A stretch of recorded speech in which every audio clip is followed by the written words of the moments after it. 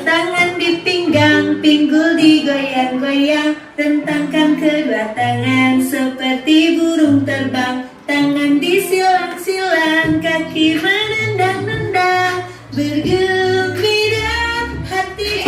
Perhatikan. Ya, hari ini kita akan mempelajari tentang memecahkan masalah sehari-hari dengan berpikir komputasional. Ada yang pernah mendengar? Apa itu komputasional? Berpikir komputasional? Oh, nah, setelah mempelajari ini, ya, tujuan pembelajaran kita diharapkan kalian bisa mengidentifikasi permasalahan sederhana dalam kehidupan sehari-hari dengan tepat, menerapkan dekomposisi atau memecahkan masalah menjadi bagian lebih kecil untuk menyelesaikan masalah. Selanjutnya menjelaskan urutan langkah-langkah untuk memecahkan masalah, ya. Selanjutnya, siapa yang pernah bingung kalau disuruh merapikan mainan? Mainannya kabur nih, habis main ya. Terus disuruh beresin sama mamanya, bingung mau yang mana duluan? Ayo, ada nggak yang pernah seperti itu? Iya, nah dengan berpikir komputasional ini maka bisa membantu kalian untuk memulai sesuatu itu dari mana? Dari yang kecil dulu, kemudian untuk bisa menyelesaikan masalah yang besar. Jadi, nah sama nih, seperti menyiapkan sarapan roti yang paling cepat. Ayo, siapa di sini yang bersarapan sendiri di rumahnya? Wah, keren. Udah tahu belum? Gimana caranya supaya yang dibuat itu bisa cepat selesai? Masih bingung? Ya, nah inilah dia, kita menggunakan yang namanya berpikir komputasional. Jadi apa berpikir komputasional itu? Berpikir seperti komputer secara sistematis.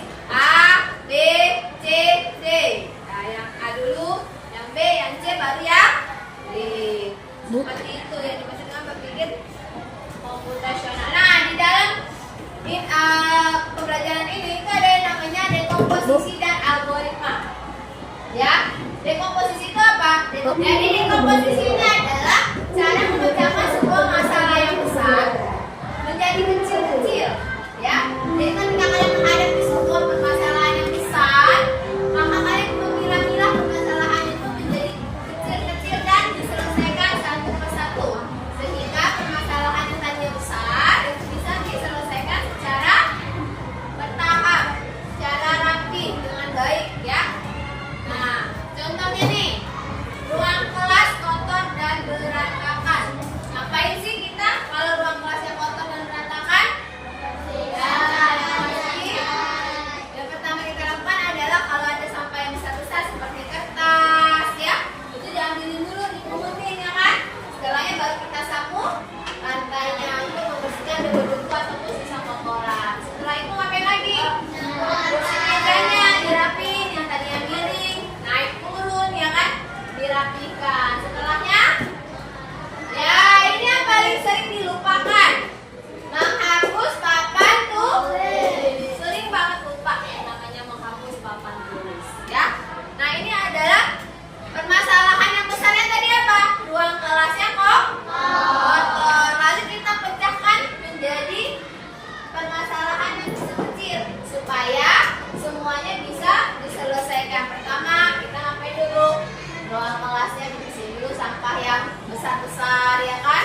Setelahnya diapain lagi kelasnya? Disapu lantainya. Lalu kursi mejanya yang miring-miring dirapikan. Setelahnya kita menghapus papan. Ada lagi nggak sih selain dari ini? Ada lagi nggak? Ayo. Mengepel. Selanjutnya apa lagi? Nyapu. Lap kaca boleh. Ada lagi? Merapikan? Mematikan kipas angin. Ya, kalau kelasnya sudah selesai digunakan, kipas anginnya sudah dimatikan. Ada lagi yang lebih penting? Kaca. Sudah kaca. Yang lebih penting apa? Merapikan alat-alat yang sudah digunakan. Jadi harus pakai sapu, diletakkan kembali di tempatnya.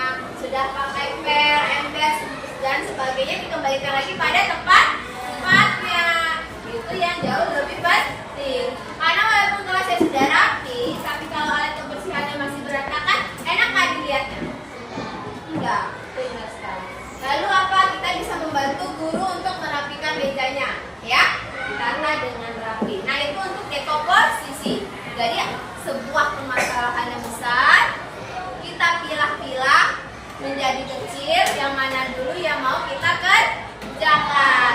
Nah, selanjutnya ini ada namanya algoritma. Ya, algoritma itu kita mengurutkan langkah-langkah dari yang mau kita selesaikan tadi. Tadi kan ada sapu lantai, lap kaca, ya. Kemudian apa lagi tadi? Merapikan kursi meja, ya kan? Nah, dari hal itu nanti kita pilah-pilah lagi. Contohnya nih, sapu lantai. Kalau mau nyapu apa yang pertama kita lakukan? Iya, ambil dulu sapunya, ambil pengkinya. Tahu nggak pengki itu apa? Apa pengki? Serokan sampah. Setelah kita ambil kedua alat itu, kita ngapain? Kita sapu. Sapunya dari tengah-tengah apa? Atau dari ujung-ujung dulu? Iya, dari pojok-pojok dulu, dari ujung-ujungnya dulu. Nah, setelah disapu ujung-ujungnya dari belakang ke depan, ya. Kemudian sampah-sampahnya dikumpulkan, baru diapain? Dibuang ke tempat. Nah, jadi dari hal-hal yang mau kita selesaikan itu masih ada langkah-langkahnya lagi. Mau ngapain sih? Ya, apa sih yang mau dilakukan? Nah, caranya bagaimana? Jadi algoritma ini adalah tata cara ataupun langkah-langkah untuk menyelesaikan masalah yang sudah kita pilah-pilah tadi. Ya, oke, sampai di sini ada yang mau ditanyakan? Tidak? Sudah cukup jelas dengan ini? Oke, good, ya. Nah, selanjutnya membuat roti sandwich. Siapa yang pernah bikin roti sandwich? Ya, roti sandwich